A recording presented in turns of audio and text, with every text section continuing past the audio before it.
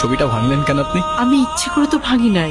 এই পুরো বাড়িতে আমার মায়ের একটা চিহ্ন তো আর বাকি রাখলেন না আপনারা। এভাবে কেন বলতেছো বাবা? তুমি তোমার মায়ের সঙ্গে এভাবে কথা বলছো কেন? মা? কে মা? ওনাকে বলে দিয়েন যারে তারে এনে আমার মায়ের জায়গায় বসাই দিলেই সে আমার মা হয়ে যাবে। ইভান, তোমাকে কিছু না বলতে বলতেই তুমি হাতের বাইরে চলে গেছো। এতদিন সবকিছু আমি সহ্য করেছি, মেনে নিয়েছি। সামান্য একটা ভুলের জন্য এতটা বছর এরকম করা কোনো মানেই হয় না। ওনাকে বলে দিয়েন এটা কোনো সামান্য ভুল ছিল না।